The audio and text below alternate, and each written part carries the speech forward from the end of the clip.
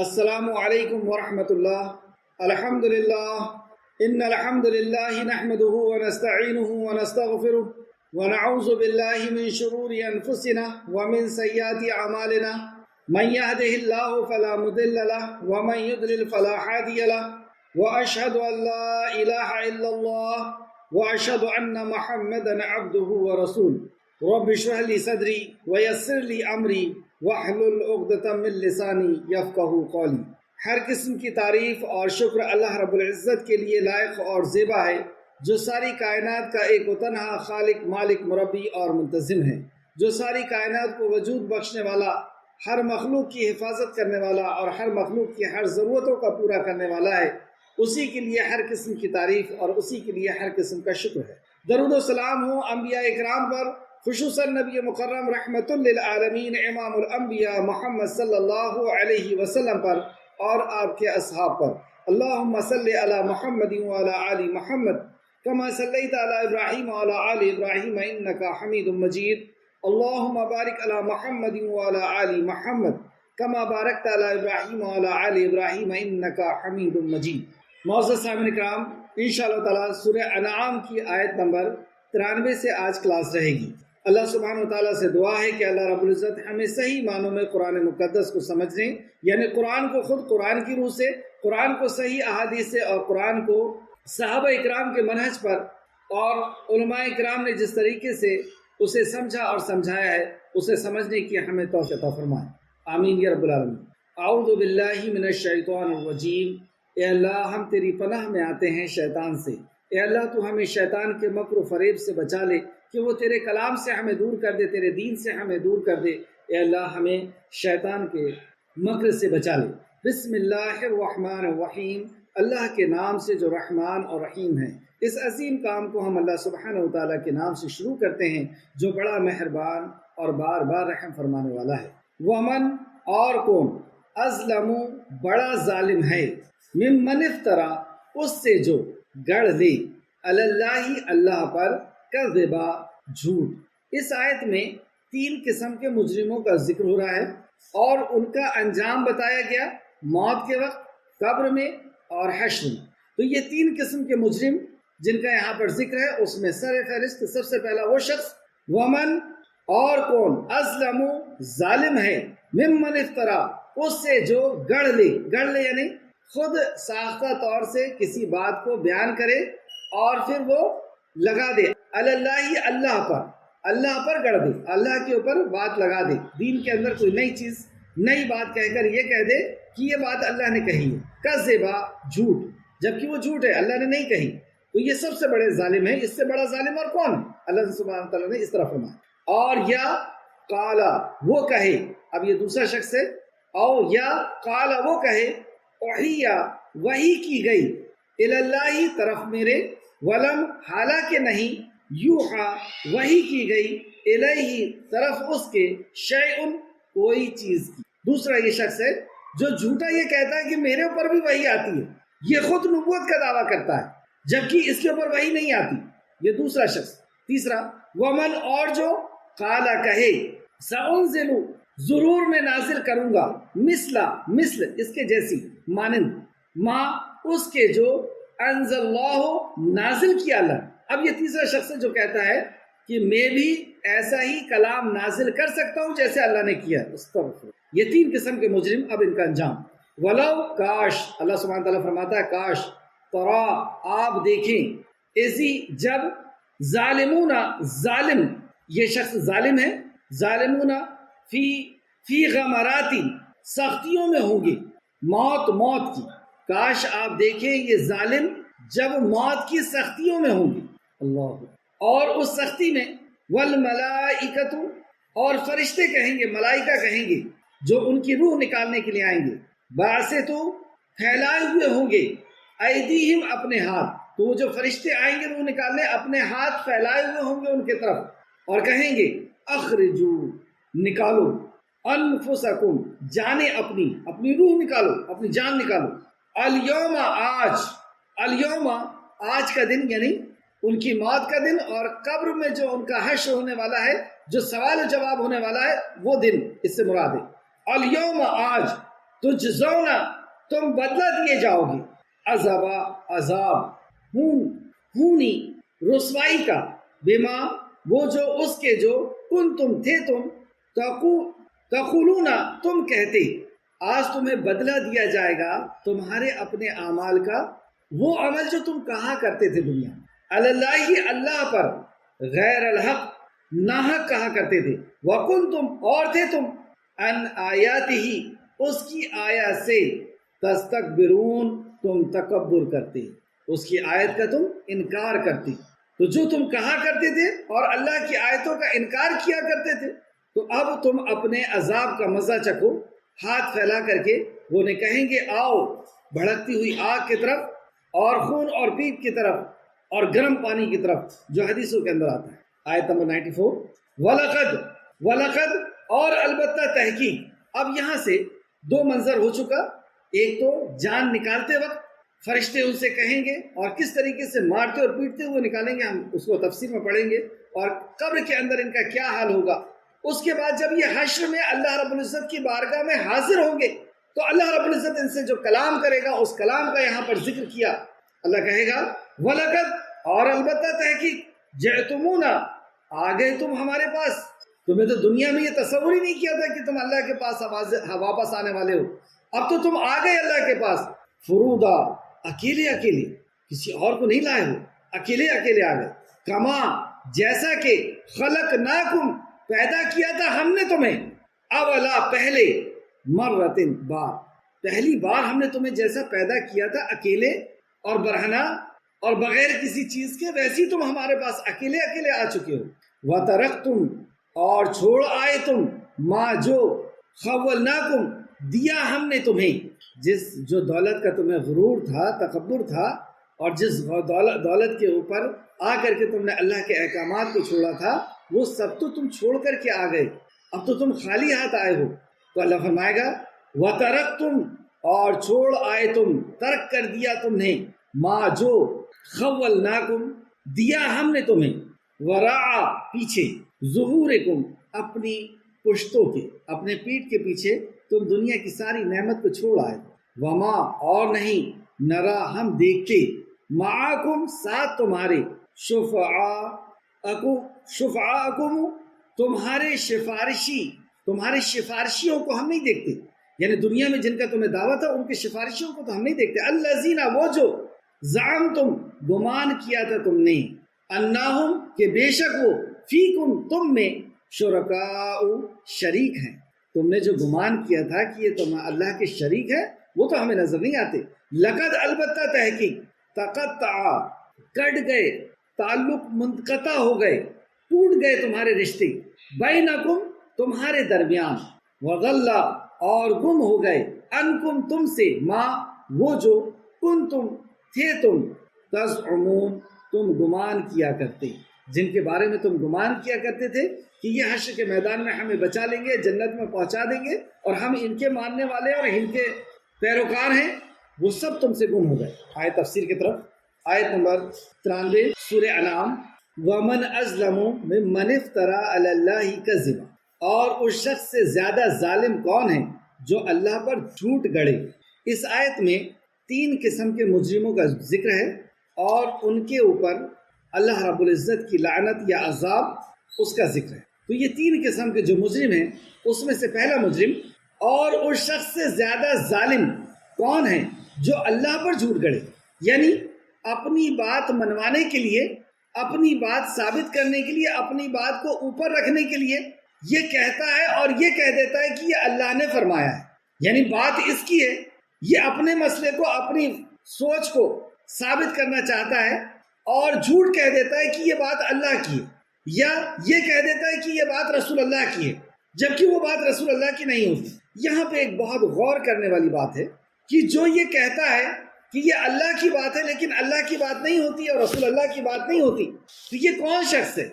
ये वो शख्स है जो अल्लाह के दीन को लोगों तक पहुंचाता है। इसीलिए तो वो पहुंचाते हुए ये कह रहा है कि अल्लाह की बात है या अल्लाह के नबी की बात है। तो जो भी मुकर्रर होता है उसको 2 रास्ते से शैतान गुमराह करता है।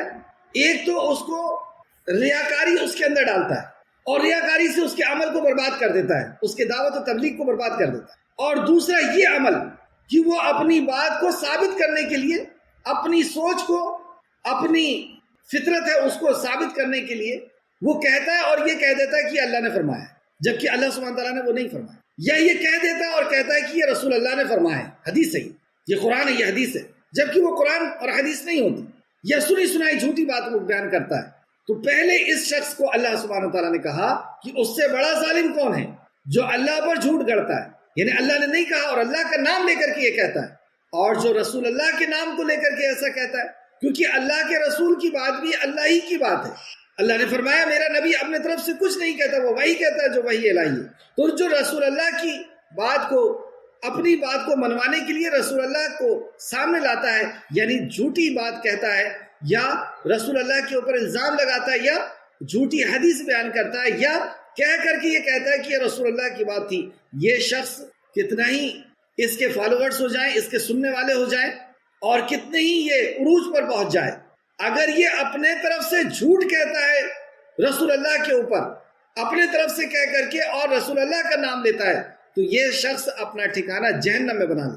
حدیث اس طرح سیدنا ابو ہریرہ رضی اللہ عنہ بیان کرتے ہیں کہ رسول اللہ صلی اللہ علیہ وسلم نے فرمایا، جس نے جان بوجھ کر میرے طرف جھوٹ منسوب کیا، جان بوجھ کر، وہ جانتا ہے کہ رسول اللہ نے یہ نہیں فرمایا، لیکن اپنی بات کو منانے کے لیے، اپنی بات کو صحیح ثابت کرنے کے لیے جان بوجھ کر جھوٹ بولتا ہے، جس نے جان بوجھ کر میرے طرف جھوٹ منسوب کیا، وہ اپنا ٹھکانہ جہنم میں بنا دے، وہ اپنا ٹھکانہ جہنم میں بنا دے۔ اب وہ شخص کتنا ہی بڑا مقرر ہو، کتنا ہی واعظ و نصیحت کرنے والا ہو، کتنا ہی درس دینے والا ہو، لیکن وہ جان بوجھ کر کے اگر رسول اللہ پر جھوٹ کہا اس نے، تو وہ اپنا ٹھکانہ جہنم میں بنا لے۔ یہ رسول مکرم صلی اللہ علیہ وسلم کا فرمان ہے، اور وہ شخص جہنم میں جائے گا۔ بخاری شریف حدیث نمبر 110۔ اس کو ہم خوب اچھی طریقے سے یاد رکھیں، اس حدیث کو، بخاری شریف حدیث نمبر 110 اور 109، کیونکہ ہم سب اب بیان کریں گے لوگوں کو اللہ کا کلام سنانے والے، رسول اللہ کا فرمان سنانے والے، تو ہم سے یہ غلطی نہ ہو کہ ہم سنی سنائی بات بیان کریں، بغیر تحقیق کے بات بیان کریں۔ رسول اللہ نے اگر ہمیں اجازت دی ہے بیان کرنے کی، اپنی بات پہنچانے کی، تو وہاں پہ ایک شرط لگائی، اور وہ شرط کیا ہے؟ رسول مکرم صلی اللہ علیہ وسلم نے فرمایا، میری بات تمہارے پاس امانت ہے، اس وقت تک جب تک لوگوں تک نہ پہنچا دو۔ تو رسول اللہ کی اگر بات ہے ہمارے پاس تو وہ امانت ہے، ہماری بات ہم نہیں پہنچا سکتے، ہماری سوچ، ہمارے فلسفے ہم نہیں پہنچا سکتے، رسول اللہ کی بات وہ پہنچا سکتے ہیں، اور اس بات کو اگر جھوٹی پہنچا دیے تو جہنم میں ٹھکانہ ہو جائے گا۔ ایک اور حدیث اسی سے ملتی ہوئی سیدنا سلمہ رضی اللہ عنہ بیان کرتی ہیں کہ میں نے رسول اللہ صلی اللہ علیہ وسلم کو یہ فرماتے ہوئے سنا کہ جو میری نسبت وہ بات بیان کرے جو میں نے نہیں کی ہے، تو اسے چاہیے کہ وہ اپنا ٹھکانہ آگ میں تلاش کر لے، یعنی اس کا ٹھکانہ آگ میں ہے، اور وہ تلاش کر لے کہ وہ کہاں جانے والا ہے، کس گڑھے میں داخل ہونے والا۔ بخاری شریف حدیث نمبر 109۔ تو جتنا اجر کا یہ کام ہے اللہ کے پیغام کو لوگوں تک پہنچانا، اتنا ہی زیادہ رزق بھی ہے کہ اگر ہم نے اس کو بغیر علم کے پہنچا دیا، بغیر سمجھے ہوئے حدیث کو، یا جھوٹی بات کسی نے بتائی اور ہم نے اس کو بغیر تحقیق کے پہنچا دیا، تو ہمیں اس کا جواب بھی دینا ہوگا۔ اور اصل میں یہ شریعت سازی ہے، اگر ہم اپنی مرضی سے کوئی حدیث بنا کر کے پہنچا رہے ہیں تو وہ حدیث شریعت ہے، رسول اللہ کی بات ہے، تو یہ ایک بہت بڑا جرم کہ وہ شریعت سازی کا ظلم ہو جائے۔ اللہ رب العزت ہم سب کو محفوظ رکھے اس عظیم گناہ سے۔ اور اس شخص، آیت میں پھر سے آئے، اور اس شخص سے زیادہ ظالم کون ہے جو اللہ پر جھوٹ گڑے، پہلا۔ دوسرا، یا کہے کہ مجھ پر وحی نازل کی جاتی ہے حالانکہ اس پر وحی نازل نہیں کی جاتی۔ اب یہ دوسرا شخص ہے، یہ دوسرے قسم کا مجرم ہے جو یہ کہتا ہے کہ میرے اوپر وحی آتی ہے، یعنی جھوٹا نبوت کا دعویٰ کرتا ہے۔ رسول مکرم صلی اللہ علیہ وسلم نے فرمایا، میرے بعد 30 کذاب آئیں گے جو جھوٹی نبوت کا دعویٰ کریں گے، اور میرے بعد اب کوئی نبی نہیں ہے، آخری نبی نبی مکرم صلی اللہ علیہ وسلم ہے۔ تو یہ آیت کا شان نزول تفسیر ابن کثیر جلد نمبر 2 صفحہ نمبر 493۔ اکرمہ و قتادہ رحمۃ اللہ علیہ بیان کرتے ہیں کہ یہ آیت مسلمہ کذاب کے بارے میں نازل ہوئی ہے۔ مسلمہ کذاب یہ ایسا شخص تھا جس نے نبی مکرم کے زمانے میں ہی نبوت کا دعویٰ کر دیا تھا کہ میں نبی ہوں، اور اس کے فتنے کو صحابہ کرام نے نیست و نابود کر دیا، اس کے نام و نشان کو مٹا دیا۔ تو یہ وہ دوسرا شخص ہے جو یہ کہتا ہے کہ میرے پر وحی نازل ہو۔ اور تیسرا، اور جس نے کہا کہ میں بھی ایسی چیز نازل کر سکتا ہوں جیسی اللہ نے نازل کی، مطلب جو وہی اللہ نے نازل کی ہے، جو کلام اللہ نے پہنچایا ویسی کلام میں لکھ سکتا ہوں، ویسی کلام میں نازل کر سکتا ہوں۔ یہ تیسرے قسم کا مجرم ہے، اور ان کی سزا بھی آپ دیکھیں گے کتنی سخت اللہ رب العزت نے بیان فرمائی۔ تو یہ وہ شخص ہے۔ اس کے تعلق سے ایک اور جگہ سورہ انفال آیت نمبر 31 کے اندر بھی اللہ سبحانہ وتعالیٰ نے فرمایا، سورہ انفال آیت نمبر 31 اور جب ان کو ہماری آیتیں پڑھ کر سنائی جاتی، اور جب ان کو ہماری آیتیں پڑھ کر سنائی جاتی ہیں تو کہتے ہیں یقیناً ہم نے سن لیا، اگر ہم چاہیں تو اسی طرح کا کلام ہم بھی کہہ سکتے ہیں۔ یہ وہ مجرم، یہ کلام جو تم بیان کر رہے ہو ایسا تو ہم بھی بیان کر سکتے، ہم بھی لکھ سکتے ہیں، ہمارے پاس بھی ہے۔ تو یہ تین قسم کے مجرم، اب ان کا انجام اللہ سبحانہ تعالیٰ فرماتا ہے کاش آپ ظالموں کو، مطلب یہ ظالم ہے، کاش آپ ظالموں کو اس حال میں دیکھیں جب وہ موت کی سختی میں گرفتار ہوں گے۔ دیکھیے موت ہم سب کو آنا ہے، اللہ رب العزت ایسے جرم سے ہم سب کو محفوظ رکھے کہ موت کے وقت فرشتہ اس حال میں ہمارے پاس آئے۔ اللہ ہم سب کی حفاظت فرما اور ہمارا خاتمہ بالخیر فرما دے، ہمارا خاتمہ بالخیر فرما دے، آمین یا رب العالمین۔ تو یہ وہ شخص ہیں جن کا سورہ انفال میں بھی اللہ نے ذکر کیا۔ یہاں پہ دیکھیں کاش آپ ظالموں کو اس حال میں دیکھیں گے کہ جب موت میں گرفتار ہوں گی، تو موت میں ہر کسی کو گرفتار ہونا ہے، ہر کسی کا دن ایک نہ ایک دن آخری دن ہوگا۔ تو سورہ عنکبوت آیت نمبر 50 میں اللہ سبحانہ تعالیٰ نے فرمایا اور کاش آپ اس وقت کی کیفیت دیکھیں جب فرشتے کافروں کی جانیں نکالیں گی، کافروں کی جانیں جب نکالیں گے، ان کے چہرے اور پیٹھ پر، ان کے چہرے اور پیٹھ پر ماریں گے، کوڑوں سے اور ہتھوڑوں سے مارتے ہوئے کہیں گے، نکالیں گے ان کو۔ اور اسی طریقے سے سورہ ابراہیم میں بھی اللہ نے فرمایا آیت نمبر 27 کے اندر الیوم، اس دن جو اللہ سبحانہ تعالیٰ نے کہا اس کے تعلق سے آپ دیکھیں کہ وہ دن اصل میں اس سے مراد دن ہے جس دن ان کی جان نکالی جائے گی، اور وہ دن ہے جس دن انہیں قبر میں دفن کیا جائے، کیونکہ جس دن جان نکلتی ہے اس دن اس کو دفن کیا جاتا ہے۔ تو سیدنا انس رضی اللہ عنہ بیان کرتے ہیں رسول اللہ صلی اللہ علیہ وسلم نے فرمایا جب بندہ اپنی قبر میں رکھ دیا جاتا ہے، بندہ اپنی قبر میں رکھ دیا جاتا ہے، تو یہ قبر کسے کہتے ہیں؟ جب مر کر کے انسان جہاں پر سپرد کیا جاتا ہے، کچھ لوگ آگ کے حوالے کر دیے جاتے ہیں، یعنی فضاؤں میں اڑا دیے جاتے ہیں، کچھ لوگ پانی کے حوالے کر دیے جاتے ہیں، کچھ لوگوں کو جانور اپنا پیٹ میں پہنچا دیتا ہے، اس کو نوالا بنا دیتا ہے۔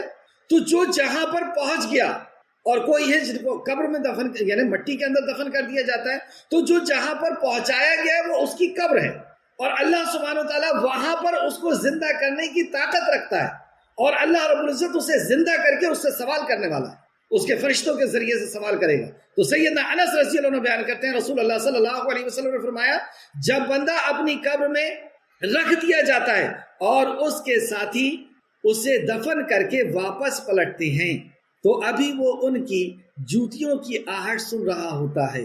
اب منظر کو آپ غور کریں کہ ہم قبر کے اندر پڑے ہوئے ہیں، اوپر سے ڈھانک دیا گیا ہے، اور ہمارے عزیز و اقارب نے ہمیں ڈسٹ کے حوالے، مٹی کے حوالے کر کے، اور وہ جا رہے ہیں۔ اب وہ جا رہے ہیں، اب کوئی لوٹ کر کے نہیں آئے گا، ہم ہیں اور ہماری تنہائی۔ تو وہ اپنی ان کے قدموں کی آہٹ سن رہے ہوں گے کہ اس کے پاس دو فرشتے آئیں گے۔ اب یہ اپنے اپنے اعمال کے حساب سے فرشتے خوشنما شکل میں بھی آئیں گے اور بدصورت اور ڈراؤنی شکل میں بھی آئیں گے اس اندھیرے کے اندر، اور ہم سب کو قبر کے اندر جانا۔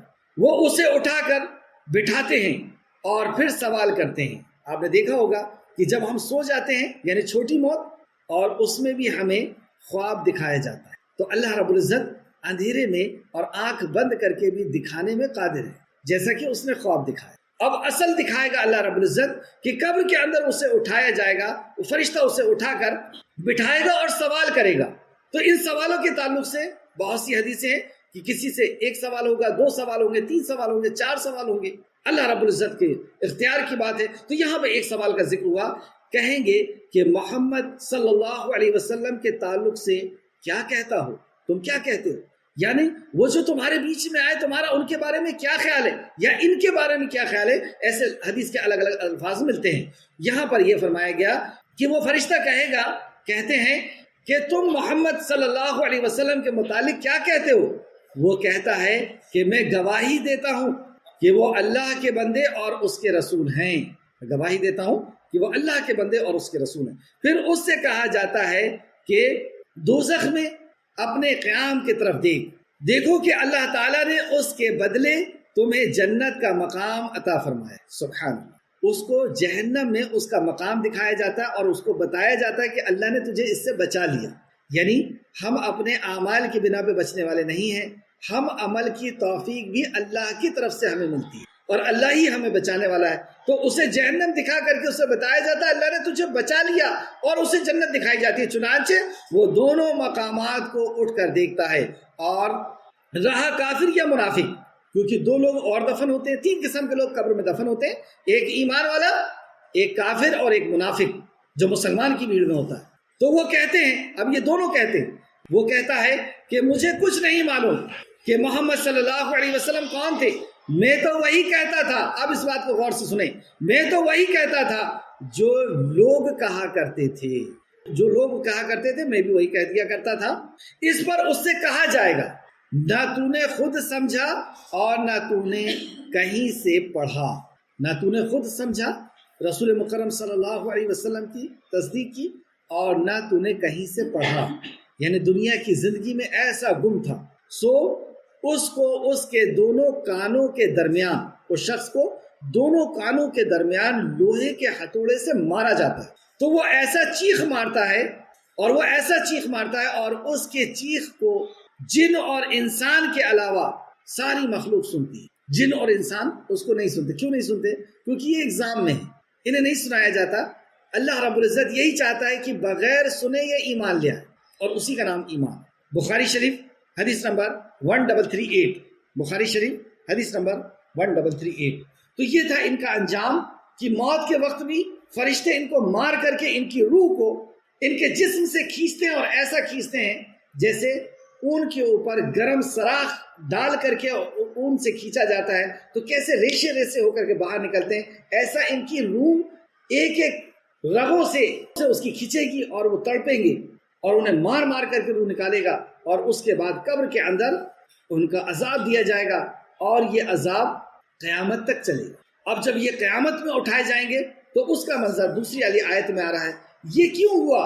جو پیچھے تین ان کے جرم بتائے گئے تھے کہ انہوں نے اللہ کے اوپر جھوٹ گڑا تھا، دین کے اندر نئی چیزیں نکالی۔ دوسرا، انہوں نے کہا تھا کہ ہم پر بھی وہی آتی ہے، یا وہ شخص ہے جو کہتا ہے میں بھی ایسا قرآن لکھ سکتا ہوں۔ ان کی اور وضاحت کیا اللہ سبحانہ تعالیٰ نے آگے کہ ان کو ایسا عذاب کیوں ہوا۔ آیت کو پھر سے دیکھیں، اور فرشتے کہتے ہیں اپنے ہاتھوں کو پھیلائے ہوئے ہوتے ہیں اور نکال اپنی جان، آج تمہیں بدلے میں ذلت کا عذاب دیا جائے گا، کیونکہ تم اللہ پر ناحق باتیں گڑھتے تھے۔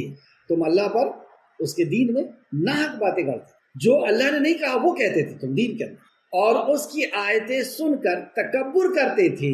اس کی آیتیں سن کر تکبر کرنا، تکبر کسے کہتے ہیں؟ تکبر جو ابلیس نے کیا، کہ انکار کیا بات کو۔ تکبر، نبی کریم صلی اللہ علیہ وسلم نے فرمایا کہ تکبر یہ ہے کہ تم اللہ کے دین کا، اللہ کی بات کا، اللہ کے نبی کی بات کا انکار کرو، یا اپنے سے کسی کو حقیر سمجھو، یہ دونوں چیز تکبر ہوتی ہے۔ تو انہوں نے آیت کا تکبر کیا، یعنی اس کو سننے سمجھنے سے، اس پر غور و فکر کرنے سے، اس پہ ایمان لانے سے، اس پہ عمل کرنے سے تکبر کیا، انکار کیا، اس کی وجہ ہے۔ اور اب جب یہ حشر کے میدان میں حاضر ہوں گے تو اللہ کی آیتوں پہ تکبر کرنے کا انجام دیکھیں۔ آیت نمبر 94، اور یقیناً تم ہمارے پاس اکیلے آئے ہو۔ اب یہ قبر میں سے نکال کر کے اللہ کی بارگاہ میں پیش کیے جائیں تو اللہ فرمائے گا اور یقیناً تم ہمارے پاس اکیلے آئے ہو، جس طرح کہ ہم نے تمہیں پہلی بار پیدا کیا تھا۔ تو اللہ سبحانہ تعالیٰ نے جس طرح ہمیں پہلی بار پیدا کیا اور حقیر قطرے سے، بغیر ماڈل، بغیر سیمپل کے اللہ نے ہمیں پیدا کر کے دکھا دیا، تو اسی طریقے سے اللہ پھر سے پیدا کرے گا اور اپنے بارگاہ میں حاضر کرے گا۔ سورہ کہف آیت نمبر 48 میں بھی اللہ رب العزت نے اس کا ذکر کیا ہے، 48، اور وہ تیرے رب کے سامنے صف باندھے ہوئے پیش کیے جائیں گے، اور وہ تیرے رب کے سامنے صف باندھے ہوئے پیش کیے جائیں گے، مطلب لائن کے ساتھ صف باندھے ہوئے اللہ کی بارگاہ میں پیش کیے جائیں۔ بلا شبہ یقیناً تم ہمارے پاس اسی طرح آئے ہو جیسے ہم نے تمہیں پہلی بار پیدا کیا۔ تو اللہ فرمائے گا کہ ہم نے جیسے تمہیں پہلی بار پیدا کیا تھا ویسے تم آئے، یعنی جس مال اور دولت کا تمہیں غرور تھا وہ تو کچھ بھی نہیں ہے تمہارے پاس. اللہ کے علاوہ جن کو تم نے شریک بنا لیا تھا کہ وہ ہم ان کا دامن پکڑ لیں گے اور ہم ان کے ساتھ جنت میں چلے جائیں گے یا وہ ہماری سفارشی کروا دیں گے، وہ تو کہیں نظر نہیں آتے. تم تو اکیلے آ چکے ہو، خالی ہاتھ آ. اور اس طریقے سے سورہ مریم آیت 95 میں اللہ نے فرمایا اور ان میں سے ہر ایک قیامت کے دن اس کے پاس اکیلا آنے والا ہے. تو ہم سب اللہ کی بارگاہ میں اکیلے حاضر ہونے والے ہیں. سورہ مریم آیت 95. اور کیسے حاضر ہونے والے ہیں؟ جیسے ہم پہلی بار اس دنیا میں آئے تھے اس طرح. اور اس تعلق سے ایک حدیث کہ ہم اللہ کی بارگاہ میں اکیلے تو ہوں گے لیکن کس انداز میں ہم اللہ کی بارگاہ میں حاضر ہونے والے ہیں. سیدہ عائشہ رضی اللہ عنہا بیان کرتی ہیں کہ رسول اللہ صلی اللہ علیہ وسلم نے فرمایا، اے لوگوں، تم ننگے بدن، ننگے پاؤں اور بغیر ختنے کے حالت میں اٹھائے جاؤ، یعنی جس طرح آئے ہیں اس طرح اٹھائے جاؤ. تو میں نے عرض کیا، یعنی ماں عائشہ فرماتی ہے میں نے عرض کیا، اے اللہ کے رسول، جب سب مرد و زن یعنی مرد اور عورت اکٹھے ہوں گے تو کیا یہ ایک دوسرے کو نہیں دیکھیں گے؟ رسول اللہ صلی اللہ علیہ وسلم نے فرمایا، اے عائشہ، معاملہ اس قدر سنگین ہوگا کہ کوئی معاملہ اس قدر سنگین ہوگا، یعنی ایسا خوفناک منظر ہوگا، ایسا ہولناک منظر ہوگا کہ کوئی کسی کی طرف نہیں دیکھے گا. ایسا خوفناک، ایسا ہولناک منظر. دوسری جگہ بھی اللہ سبحانہ تعالیٰ نے فرمایا کہ ان کے چہرے ایسے ہوں گے اور ان کے آنکھیں نیلی ہو چکی ہوں گی اور چہرے ایسے کہ جیسے موت ان کے سامنے کھڑی. تو ایسا منظر ہوگا کہ کسی کو کسی کی پرواہ نہیں کہ کون کیسا کھڑا ہوا ہے اور سب اپنے عالم، اپنے انجام، اپنے اعمال کی طرف دیکھ رہے ہیں. تو مسلم شریف حدیث نمبر 2859، مسلم شریف حدیث نمبر 2859 اور نسائی حدیث نمبر 2086 2086. ایک اور حدیث دیکھیں کہ اللہ کے سامنے اکیلے برہنہ اپنے اعمال کے ساتھ کھڑے ہوں گے. مطلب وہاں کوئی نہیں ہوگا، نہ کوئی سفارشی اور نہ کوئی پیر و مرشد کہ جن کا دامن پکڑ کر کے چلے جائیں، نہ کسی بڑے کی کوئی سپورٹ کہ میں اس کا بیٹا ہوں یا اس کا امتی ہوں، ان کا امتی ہوں، یا میرا فلاں قبیلے سے تعلق ہے، فلاں جماعت سے تعلق ہے. تو یہ سارے رشتے جو ہے وہ ٹوٹ جائیں گے. صرف ایک چیز ساتھ میں ہوگی اور وہ چیز کیا ہے؟ اس حدیث میں ہم دیکھتے ہیں سیدنا انس رضی اللہ عنہ بیان کرتے ہیں رسول اللہ صلی اللہ علیہ وسلم نے فرمایا، قبر تک ہر انسان کے ساتھ 3 چیزیں جاتی ہیں. مال نمبر 1، دوسرا اولاد، یعنی مال اور اولاد کے ساتھ اس کو قبر تک لے جایا جاتا ہے، اور تیسرا عمل. اولاد اور مال تو اس کو قبر تک چھوڑ کر لوٹ آنے والی چیز ہے، یعنی مال بھی آ جاتا ہے اور اس کو تقسیم کر دیا جاتا ہے کہ فلاں کا فلاں حصہ. تو مال بھی واپس آ گیا اور رشتہ دار جنہوں نے اور من و من مٹی کے اندر ڈال کر کے یہ بھی واپس آ گئے. اب بچا کون؟ سوائے اکیلے عمل کے، اس کے ساتھ رہنے والے، سوائے اس کے عمل کے وہی چیز اس کے ساتھ رہنے والی ہے. اسے امام بخاری اور مسلم نے روایت کیا ہے. بخاری شریف حدیث نمبر 6514 6514 اور مسلم شریف حدیث نمبر 2960 2960. اس کے بعد اللہ سبحانہ تعالیٰ نے فرمایا، اور ہم نے تمہیں جو کچھ عطا کیا تھا وہ تم اپنے پیچھے چھوڑ آئے ہو، یعنی تم تو اکیلے آ گئے، کوئی نہیں ہے ساتھ میں تمہارے. اور جو کچھ ہم نے تم کو دیا تھا جس کے غرور میں آ کر کے تم نے نافرمانی کی تھی، طاقت، خوبصورتی، حسب نسب، مال اور دنیا کی چکا چون، وہ سب تو تم چھوڑ آئے. اس تعلق سے سیدنا ابو ہریرہ رضی اللہ عنہ بیان کرتے ہیں رسول اللہ صلی اللہ علیہ وسلم نے فرمایا، آدمی کہتا ہے یہ میرا مال میرا مال. اب غور کریں، کیا ہم نہیں کہتے یہ میرا مال ہے، یہ میرا گھر ہے، میری گاڑی ہے، میرے زیورات ہیں، یہ میرا میرا میرا؟ لیکن حقیقت کیا ہے؟ رسول اللہ صلی اللہ علیہ وسلم نے فرمایا، آدمی کہتا ہے یہ میرا مال میرا مال، حالانکہ اس کا مال صرف 3 طرح کا ہے. اس کا مال صرف 3 طرح کا. پہلا، وہ جو اس نے کھایا اور ہضم کر لیا، جو ہم نے کھا لیا، ہضم کر لیا، اس کی انرجی بن گئی، وہ ہمارا مال تھا. یا پہنا اور بوسیدہ کر دیا، پہنا اور اسے پرانا کر دیا، اسے پھاڑ دیا، یہ بھی ہمارا تھا کیونکہ ہم نے اس کو استعمال کر لیا. یا وہ جسے صدقہ کر کے آگے پہنچا دیا، وہ ہمارا مال ہے جو آخرت کے لیے ہم نے صدقہ کر دیا، جو آخرت کے لیے ہم نے دے دیا، وہ ہمارا مال تھا. اس کے سوا جو کچھ بھی ہے تو وہ جانے والا ہے اور تو اسے لوگوں کے لیے چھوڑنے والا ہے. جو مال ہے وہ لوگوں کے لیے تو چھوڑنے والا ہے، یہ سب کچھ چھوڑ کر کے چلے جائیں گے جو آپس میں لوگ بٹوارا کر لیں گے۔ تو ہمارا مال، یہ پردہ اٹھایا نبی کریم صلی اللہ علیہ وسلم نے ہماری آنکھوں سے کہ اسے کھا لو، پہن لو، یا اللہ رب العزت کے راستے میں اس کو خرچ کر دو۔ یہ 3 چیزیں تمہاری، باقی سب یہی رہ جائے گی، اور جو وراثت تقسیم ہو جائے گی بچوں کے اندر، رشتہ داروں کے اندر تقسیم ہو جائے گی۔ مسلم شریف حدیث نمبر 2959، 2959۔ اس کے آگے اللہ سبحانہ تعالیٰ نے فرمایا، آیت نمبر 94 میں واپس آئیں، اور اب تمہارے ساتھ تمہارے وہ سفارشی نظر نہیں آتے جن کے بارے میں تم دعویٰ کرتے تھے۔ اللہ فرمائے گا اکیلا بندہ مشرک کھڑا ہوا ہے، اور اس مشرک سے اللہ کہے گا اور اب ہم تمہارے ساتھ تمہارے سفارشی نظر نہیں آتے جن کے بارے میں تم دعویٰ کرتے تھے کہ حشر کے میدان میں تو ہم ان کو پکڑ لیں گے، ان کے ساتھ چلے جائیں گے، وہ ہمیں بچا لیں گے۔ وہ تو کہیں نظر نہیں آتے جن کا تم دعویٰ کرتے تھے کہ بے شک وہ اللہ کے شریک ہے، مطلب تمہارے بندگی میں اللہ کے شریک ہے، تم ان کو ایسا گمان کرتے تھے۔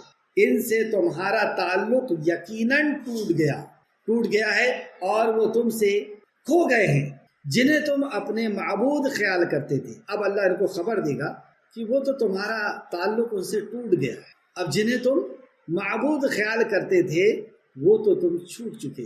اس تعلق سے سورہ قصص آیت نمبر 62 میں اللہ سبحانہ تعالیٰ نے فرمایا، سورہ قصص آیت نمبر 62 سے 64 تک، میرے وہ شریک جن کا تمہیں دعویٰ تھا کہاں ہیں؟ مطلب حشر کے میدان میں اللہ رب العزت ان سے مشرکوں سے سوال کرے، میرے وہ شریک کہاں ہیں؟ یعنی اللہ کے علاوہ حاجت روا مشکل کشا سمجھتے تھے، آج تو سب سے زیادہ مشکل کا دن ہے، آج تو سب سے زیادہ پریشانی کا دن ہے، کہاں ہے وہ تمہاری پریشانی دور کرنے والے؟ اس انداز میں اللہ کہے گا۔ اور اس طریقے سے سورہ شعراء آیت نمبر 92 93 میں اللہ فرماتا ہے، اور ان سے کہا جائے گا وہ کہاں ہیں جن کو تم پوچھتے تھے اللہ کے سوا؟ کہاں ہیں وہ جن کو تم اللہ کے سوا پوچھتے تھے، دعا کرتے تھے، منت مانتے تھے؟ کیا وہ تمہاری مدد کر سکتے ہیں یا خود بدلہ لے سکتے ہیں؟ کیا وہ تمہاری مدد کر سکتے ہیں کیا؟ کہاں ہیں وہ؟ غور کریں، ہم سب اللہ کی بارگاہ میں کھڑے ہیں، اس انداز میں اللہ رب العزت خطاب کرے گا، اللہ ہم کو شرک سے محفوظ کر لے، آمین یا رب العالمین۔ سورہ بقرہ آیت نمبر 167 166 اور 167، اس دن کفر کے پیشوا اپنے پیروں سے بیزار ہو کر ظاہر کیے جائیں گے، یعنی پیشوا جن کی اطاعت اور فرمانبرداری کی جاتی ہے اپنے پیروں سے بیزاری ظاہر کریں گے، اور دونوں عذاب الہ دیکھ لیں گے، مطلب جن کی یہ پوجتے تھے وہ بھی اور وہ بھی، اور ان کے آپس کے تعلقات منقطع ہو جائیں گے، ٹوٹ جائیں گے۔ اسی تعلقات کے بنا پہ تو صحابہ کو مارتے تھے اور کہتے تھے کہ کہے لات عزا منات، اور یہ کہتے جاتے تھے کہ بول کہ لات بھی حاجت روا اور مشکل کشا ہے، عزا بھی، منات بھی، اور حضرت بلال کہتے تھے آہد آہد، اللہ ایک ہے، اللہ ایک ہے، اور کوڑے کے کوڑے برسائے جاتے تھے حضرت بلال حبشی رضی اللہ عنہ کے اوپر اور بھی دوسرے صحابہ کے اوپر۔ تو یہ جو تعلق تھا تمہارا اپنے باطل معبود سے، وہ رشتے تو ٹوٹ، اور یہ حالت دیکھ کر پیروی کرنے والے حسرت سے کہیں گے کہ کاش ہمیں پھر دنیا میں جانے کی نصیب ہوتا، ہم کو دنیا میں جانا نصیب ہوتا، تو جس طرح یہ ہم سے بیزار ہو چکے اسی طرح ہم بھی ان سے بیزار ہو جائیں گے، اور اس طرح اللہ ان کے اعمال ان کے حسرت بنا کر رکھ دے گا، اور وہ دوزخ سے نکالے نہیں جائیں گے، وہ دوزخ سے نکل نہیں سکیں گے۔ اسی طرح اللہ رب العزت نے سورہ مزمل آیت نمبر 101 میں فرمایا، پھر جب سور میں پھونکا جائے گا تو نہ اس دن ان میں قرابت داری ہوگی، آج تو بہت قرابت داری ہے، لیکن اس دن ان کی قرابت داری ٹوٹ جائے گی، اور یعنی تعلقات، اور نہ ایک دوسرے کو پوچھیں گے، ایک دوسرے کو پوچھیں گے بھی نہیں۔ اس طریقے سے سورہ عنکبوت آیت نمبر 25 میں اللہ نے فرمایا، جسے تم نے جو اللہ کو چھوڑ کر بتوں کو معبود بنا لیا ہے تو یہ محض دنیا کی زندگی میں باہم دوستی کے لیے ہیں، مگر پھر قیامت کے دن ایک دوسرے کی دوستی سے انکار کر دیں گے اور ایک دوسرے پر لعنت بھیجیں۔ دیکھیں اب وہاں پہ ایک دوسرے پر لعنت بھیجیں، تمہارا ٹھکانہ دوزخ ہوگا اور کوئی تمہارا مددگار نہیں۔ یہاں پہ بتا دیا تمہارا ٹھکانہ دوزخ ہوگا، یہ مشرکوں کا ٹھکانہ آپ دیکھتے چلے۔ اس طریقے سے سورہ قصص آیت نمبر 64 اور کہا جائے گا کہ اپنے شریکوں کو بلاؤ، چنانچہ وہ ان کو پکاریں گے تو ان کو کوئی جواب نہ دیا جائے گا، انہیں پکاریں گے اور انہیں کوئی جواب نہ دیے۔ آخری حصہ تھا اس آیت کا، آخری حصہ پھر سے سماعت فرمائیں۔ اور اب ہم تمہارے ساتھ تمہارے وہ سفارشی نظر نہیں آتے جن کے بارے میں تم دعویٰ کرتے تھے کہ بے شک وہ تمہارے اللہ کے شریک ہیں، ان سے تمہارے تعلقات یقیناً ٹوٹ گئے ہیں اور وہ تم سے گم ہو گئے جنہیں تم اپنے معبود خیال کرتے تھے، جن کو تم پکارا کرتے تھے یا مدد کہہ کر۔ آیت نمبر 95۔ یہاں تک آپ غور کریں، اللہ رب العزت کا بیان کرنے کا انداز کتنا پیارا ہے کہ اللہ رب العزت نے جرم کے تعلق سے بتایا اور اس جرم کی سزا بتائی، موت کے وقت بھی، حشر میں بھی، اور یہ مرنے کے بعد پھر سے اللہ زندہ کر دے گا۔ اب اس کا ثبوت اللہ سبحانہ تعالیٰ دے رہا ہے۔ آیت نمبر 95 سے 97 تک دیکھتے ہیں کہ اللہ سبحانہ تعالیٰ کی معرفت اور پہچان کے لیے کائنات کی نشانیوں پر غور و فکر کیسے کرنا چاہیے، اب ہم ان آیتوں کے اندر دیکھیں گے۔ اور اللہ رب العزت واقعی قادر ہے مرنے کے بعد زندہ کرنے میں اور اپنے سامنے حاضر کرنے پہ، اس کا بھی نظارہ ہم اس کائنات کی چیزوں کو دیکھ کر کے ہمیں اچھی طرح یقین ہو سکتا ہے کہ واقعی اللہ رب العزت اس طرح مردوں کو زندہ کرتا ہے اور اس طرح بے جان کو جان سے اور جان کو بے جان سے نکالتا ہے۔ آیت نمبر 95۔ بے شک اللہ ہی دانے اور گٹھلیوں کو پھاڑنے والا ہے، اللہ ہی دانے اور گٹھلیوں کو پھاڑنے والا ہے۔ وہ دانے، وہ گٹھلیاں جو مٹی کے اندر دفن کر دی جاتی ہے یا مٹی کے اندر بو دی جاتی ہے، لگا دی جاتی ہے، اور ایک خاص طور کا، جیسے سورہ یاسین آیت نمبر 33 کے اندر اللہ سبحانہ تعالیٰ نے ذکر کیا، 33 سے 36 تک، اور ایک نشانی ان کے لیے مردہ زمین ہے۔ یعنی گرمیوں کے موسم میں آپ دیکھتے ہیں زمین مردہ پڑی ہوئی ہوتی ہے، یعنی اس کے اندر کوئی پودے نہیں ہوتے، اس کے اندر جان نہیں ہوتی، تو اللہ نے فرمایا ایک نشانی ان کے لیے مردہ زمین ہے کہ ہم نے اسے زندہ کیا، یعنی پودے لگا کر کے اس کو زندگی بخشی اور اس میں سے اناج نکالا، پھر یہ اس میں سے کھاتے ہیں، اور ہم نے اس میں کھجوروں انگوروں کے باغات پیدا کیے، اور ہم نے اس میں چشمے جاری کیے، یعنی پانی کی نہریں جاری کی تاکہ یہ ان کے پھل کھائیں، اور ان کے ہاتھوں نے تو اسے نہیں بنایا۔ اب بتائیں، کوئی پھل کسی سائنٹسٹ نے، کسی انسان نے بنایا، کوئی دانہ کسی نے بنایا، تو اللہ نے فرمایا یہ تو ان کے ہاتھوں نے نہیں بنایا، پھر کیا وہ شکر نہیں کرتے؟ یعنی یہ نعمت دینے کے بعد ہمارا رب ہم سے صرف یہ چاہتا ہے کہ ہم شکر ادا کر دیں کہ اللہ تیرا شکر ہے، تو نے دیا، کسی اور پیر و مرشد نے نہیں، کسی بابا، کسی پتھر، کسی تعویذ، کسی دھاگے نے نہیں، کہ اللہ تو نے دیا ہے، الحمدللہ۔ یہ جو نعمت رسول اللہ فرماتے ہیں کہ جو اللہ نے نعمت دی ہے اس نعمت کا بدلہ ہو گیا، اس نعمت کی قیمت ادا ہو گئی، تو کیا پھر تم شکر نہیں کرتے؟ اور اللہ پاک ہے جس نے زمین کو نباتات یعنی اگنے والی چیز، اور خود ان کے اور جن چیزوں کو انہیں خبر نہیں، سب کو جوڑے سے پیدا کیا۔ جس چیز کی انہیں خبر نہیں ہے، یعنی یہ نباتات بھی اللہ نے، اگنے والی چیزیں بھی جوڑے سے میل اور فیمیل پیدا کیا ہے۔ آج سے 1450 سال پہلے یہ بات اللہ رب العزت نے بتایا کہ جتنی بھی چیزیں ہیں اللہ سبحانہ وتعالیٰ نے ان کو جوڑے سے پیدا کیا، یعنی ان کے اندر جان ہوتی، اور وہ چیز بھی جو تم نہیں جانتے، جو مائکروسکوپ سے آج دیکھی جاتی ہے، اور اللہ نے انہیں بھی جوڑے سے پیدا کیا، آپ اس میں بھی تحقیق کر سکیں۔ تو اللہ سبحانہ تعالیٰ نے فرمایا کہ بے شک اللہ ہی ہے، اللہ ہی دانوں اور گٹھلیوں کو پھاڑنے والا ہے۔ اس کو آپ اس طرح بھی سمجھ سکتے ہیں کہ ایک زمین ہے، اس میں ہم نے کچھ دانوں کو ڈال دیا، ایک خاص پانی کی بارش ہوئی، سورج کی روشنی نکلی، اور ایک خاص ٹیمپریچر اس کے اندر ہوا، تو پانی بھی وہی ہے جو ساری گٹھلیوں اور سارے دانوں میں پڑ رہا ہے، زمین بھی وہی ہے، اور سورج کی تپش بھی وہی ہے، لیکن کچھ دانے خراب ہو جاتے ہیں، کچھ گٹھلیاں خراب ہو جاتی ہیں، اور کچھ دانے زندہ ہوتے ہیں، یعنی ان کے اندر جان آتی ہے اور وہ زمین کو پھاڑتے ہوئے باہر آتے۔ تو وہی اللہ نے فرمایا کہ کون ہے؟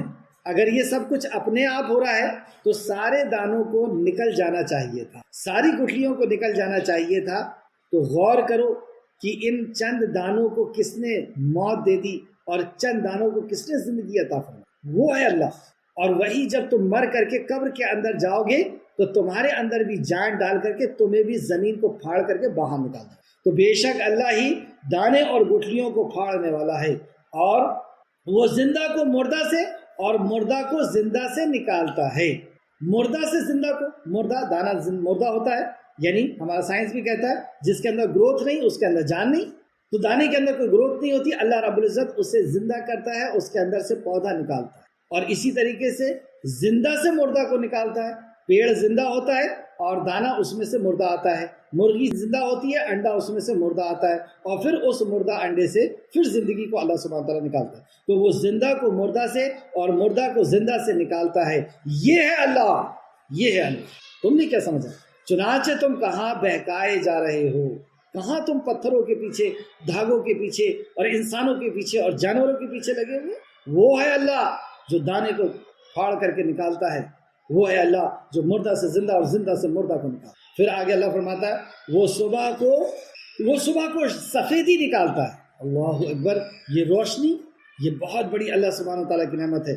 اور اس نے رات کو سکون کا باعث بنایا اور سورج اور چاند کو وقت کے حساب سے کا ذریعہ بنایا، مطلب سورج بھی وقت کا حساب بتاتا ہے اور چاند بھی وقت کے حساب کا، دن کے حساب کا ذریعہ ہے۔ اللہ سبحانہ تعالیٰ سے دعا ہے کہ خالق مالک جو کچھ بھی ہم نے پڑھا اس پہ ہمیں مزید غور و فکر کرنے کی تو توفیق عطا فرما، جب تک ہمیں زندہ رکھ، ایمان و اخلاص اور عمل صالح کے ساتھ زندہ رکھ، ہمارا خاتمہ بالخیر فرما اور نیکوکاروں کے ساتھ ہمارا شمار فرما دے، آمین یا رب العالمین۔